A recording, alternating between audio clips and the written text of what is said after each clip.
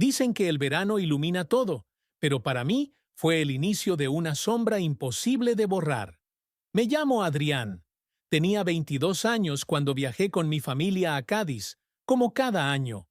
Nunca esperaba nada distinto. Playa, comidas largas y mi silencio habitual. Mientras mi hermana mayor, Lucía, acaparaba la atención con su manera de llenar cualquier espacio. Yo siempre era el hermano invisible, el que nadie notaba si estaba o no en la mesa. Ese verano cambió cuando Lucía apareció acompañada. Él es Mateo, dijo con un brillo en los ojos que dejaba claro que no era una simple amistad. Él entró con paso seguro, saludó a todos como si ya nos conociera de antes. Su voz era firme, su risa inmediata. No tardó en volverse el centro de la reunión. Mi padre le preguntaba de fútbol. Mis tíos reían con cada broma suya. Mi madre se desvivía en servirle más comida. Yo observaba en silencio, convencido de que una vez más pasaría inadvertido. Pero algo en la forma en que Mateo me tendió la mano me desarmó. Un apretón firme, la mirada fija, un segundo de más que me hizo sentir descubierto. No me dio tiempo a entenderlo porque, en plena cena, mi madre anunció que el cuarto de invitados estaba ocupado y que Mateo dormiría conmigo. Sentí que el aire se me cortaba. Él respondió con naturalidad: «No tengo problema». Yo tampoco tuve opción. Esa misma noche subimos juntos. Mientras yo fingía organizar mis cosas, él se quitó la camiseta con una despreocupación que me dejó rígido. Hablaba poco, pero cada palabra suya parecía dirigida a romper mi barrera. «¿Siempre eres tan callado?», preguntó. Respondí con un murmullo. Él sonrió, como si hubiera confirmado algo que ya sabía. Los días siguientes solo aumentaron la tensión. En la playa jugaba con mis primos, corría, reía, como si fuera parte de la familia desde siempre. De vez en cuando me buscaba con la mirada, lanzaba un comentario casual que solo yo entendía. Una mañana insistió en que jugara al vóley. Yo me negué, pero él cruzó la arena, tomó mi mano y me enseñó la posición. Fue un contacto breve, pero suficiente para que todo lo demás desapareciera. Cuando fallé el saque y todos rieron, él solo me miró y dijo: «¿Ves? No pasa nada». Esa misma tarde, mientras todos salieron al mercado, quedamos solos en la casa. Yo buscaba refugio en un libro, pero las letras se deshacían frente a mí. Desde la hamaca en la terraza, Mateo me llamó: «Siéntate un momento». Dudé, pero me acerqué. El vaivén nos arrancó una risa contenida. Luego vino el silencio, roto por su voz. «¿No te cansas de esconderte siempre?». Fingí no entender, pero él insistió: «Parece que tienes miedo de ser visto». Mi respuesta fue apenas un susurro: «A veces es más fácil así». Él se inclinó un poco y dijo: «Lo fácil no siempre es lo mejor». Su mano rozó la mía con una calma peligrosa. No fue un accidente. Permaneció allí y yo no me aparté. Todo en mí gritaba que debía huir, pero algo más fuerte me mantenía quieto. El sonido de la familia regresando nos separó de golpe. Él retiró la mano despacio, como quien guarda un secreto. Por la noche, en la penumbra del cuarto, la tensión se hizo insoportable. Yo escribía en mi cuaderno sin avanzar, fingiendo normalidad. «¿Qué escribes tanto?», preguntó. Cerré el cuaderno rápido. «Cosas mías». Él sonrió.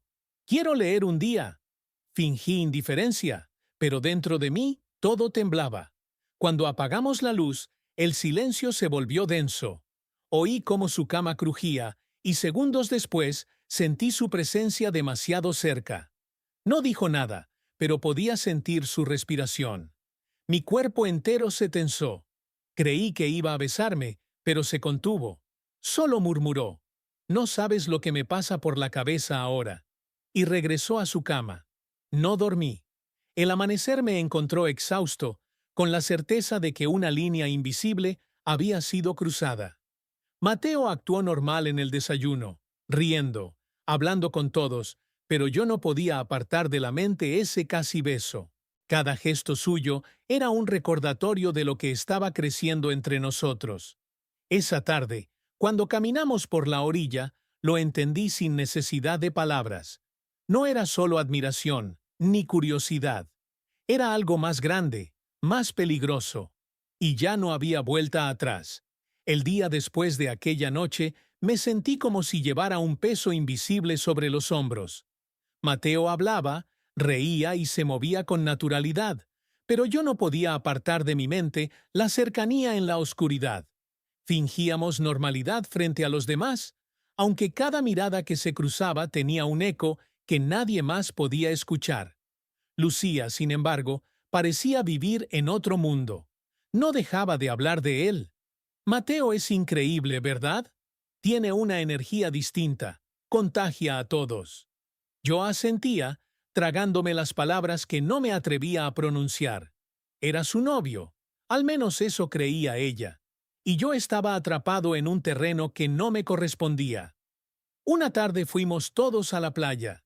El sol caía fuerte y yo me senté en la orilla, dejando que el agua fría me despejara la cabeza.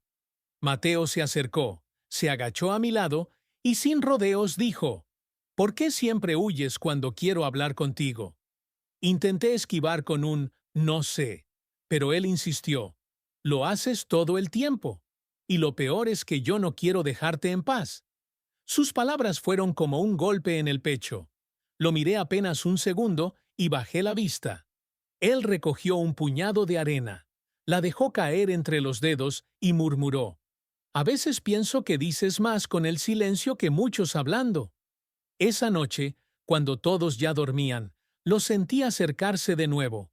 Esta vez no hubo titubeo. Se sentó en mi cama y dijo con la voz baja: No debería pasar esto, pero no puedo evitarlo. No supe qué contestar.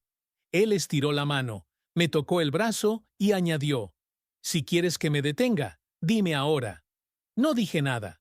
El silencio fue mi respuesta. Nos besamos, breve al principio, luego más intenso, hasta que nos separamos de golpe, respirando agitados. Esto nos va a destruir, susurré.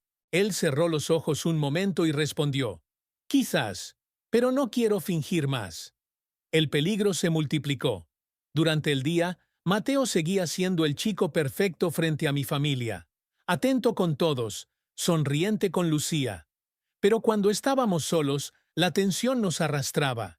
Yo vivía dividido, entre la culpa por traicionar a mi hermana y el deseo que no podía negar. Cada gesto suyo me arrastraba más hondo.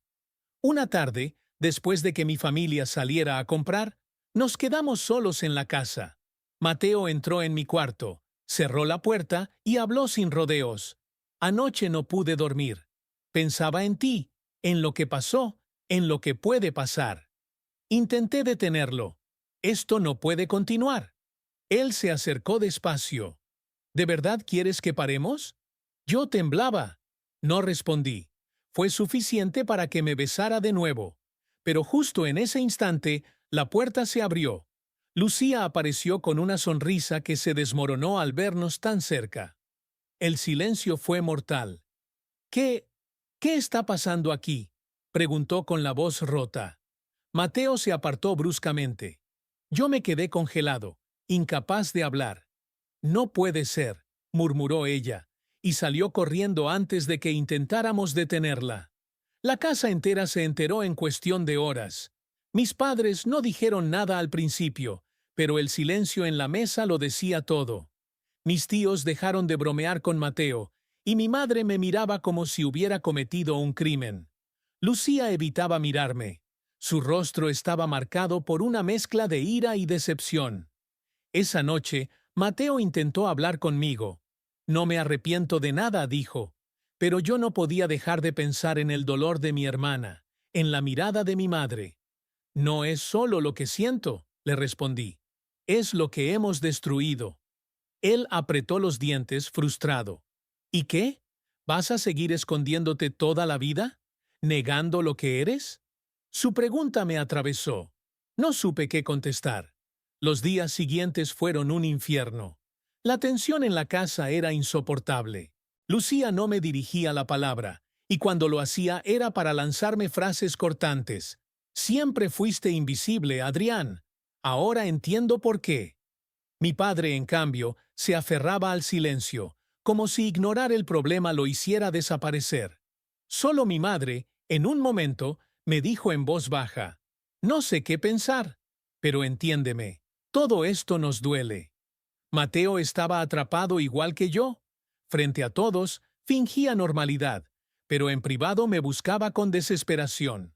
Una noche me confesó, «No vine aquí solo por Lucía. Desde el primer momento, fue contigo que sentí algo distinto, pero no sabía cómo manejarlo. Su sinceridad me desgarró.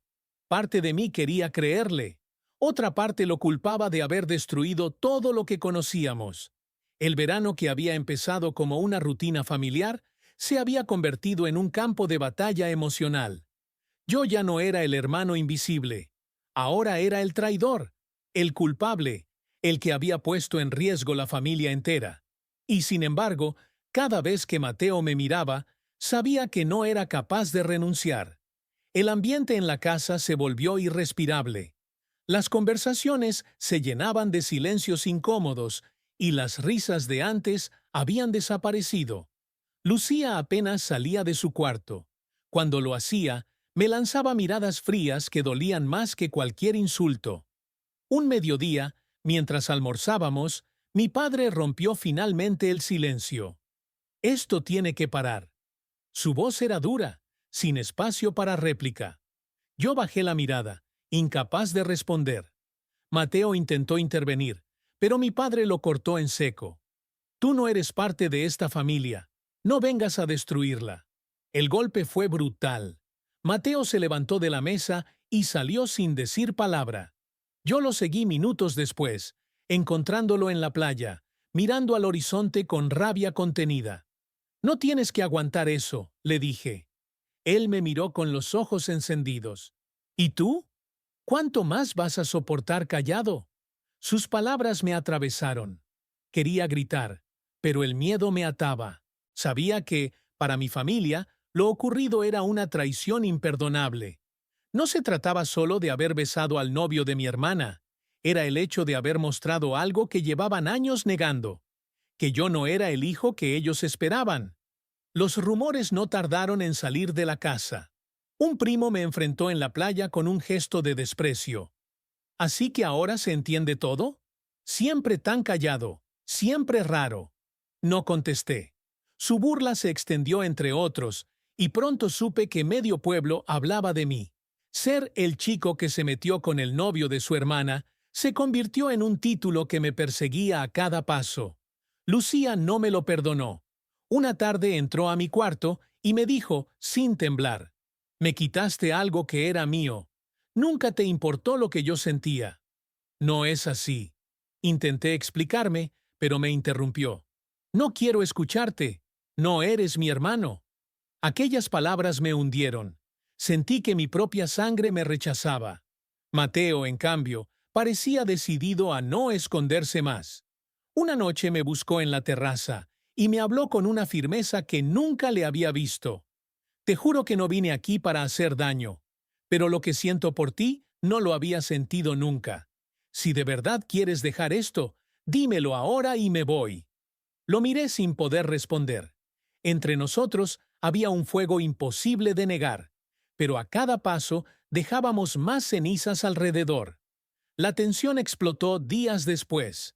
En una discusión, mi padre gritó frente a todos, «Preferiría un hijo muerto antes que uno como tú». Sus palabras helaron la sala. Mi madre intentó calmarlo, pero ya era tarde. Me levanté temblando, incapaz de contener las lágrimas. Mateo me sostuvo del brazo, pero lo aparté. No quería que lo culparan más de lo que ya lo hacían. Esa noche me encerré en el cuarto. Pensé en huir, en desaparecer. Todo sería más fácil sin mí. Pero entonces recordé la mirada de Mateo, su insistencia en que no debía seguir escondido. Y entendí que el verdadero peso no era el rechazo de mi familia, sino el miedo a vivir mi verdad. Al día siguiente, cuando intenté salir a caminar, un grupo de chicos en la calle me señaló. Uno de ellos escupió al suelo y dijo en voz alta, «Mira quién viene, el que se acuesta con cualquiera». Me ardieron los oídos. No respondí, pero esa escena confirmó que ya no había vuelta atrás. No era solo mi familia, era toda una comunidad que me señalaba como culpable. Sin embargo, esa misma noche, mientras todos dormían, Mateo me buscó otra vez. Se sentó en mi cama y me susurró: «No estás solo. Aunque todo se derrumbe, no estás solo». Y por primera vez en mucho tiempo, quise creerle. Los días siguientes fueron una batalla silenciosa. Yo apenas comía, mi hermana me evitaba y mi padre fingía que no existía. Sin embargo, dentro de mí algo había cambiado. La humillación pública y las palabras de Mateo habían encendido una chispa que ya no podía apagar. Una tarde, durante la comida, mi padre volvió a provocarme. «Deja de arrastrar nuestra familia por el suelo. ¿No te da vergüenza?». Levanté la mirada por primera vez en días. La mesa quedó en silencio. «Vergüenza debería darte a ti por decir que preferirías un hijo muerto antes que uno como yo». La frase cayó como un golpe seco. Mi madre se tapó la boca, Lucía me miró con furia y mi padre golpeó la mesa. «¡Cállate!». «No, ya no. He callado toda mi vida. Ustedes nunca me vieron. Siempre fui el sobrante, el invisible. Y ahora que me atrevo a ser yo, me quieren enterrar. Pues no voy a desaparecer». Me levanté y dejé el comedor con el corazón en la garganta. Afuera, el aire parecía más liviano, como si por fin hubiera soltado un peso enorme. Mateo me esperaba en la playa. Cuando le conté lo ocurrido, me sonrió con orgullo. «Ese es el Adrián que quiero ver, no el que se esconde». «Tengo miedo», admití. «Yo también, pero el miedo no se enfrenta huyendo». Sus palabras se quedaron conmigo. Esa misma noche, cuando el pueblo celebraba una fiesta en la plaza, decidí ir. Caminé entre miradas que me juzgaban, escuchando susurros a mi paso. Quise darme la vuelta, pero Mateo me tomó de la mano. «Si quieres, la suelto». Lo miré y apreté sus dedos. No, no iba a soltarla. El gesto fue suficiente para que un grupo se burlara en voz alta. Uno gritó: «¡Mira! Ahora ya ni lo esconden». Sentí el calor subir al rostro, pero avancé. La música de fondo disimulaba los comentarios, aunque cada palabra me atravesaba. Lucía apareció entre la multitud. Se quedó helada al vernos juntos. Se acercó con los ojos llenos de rabia.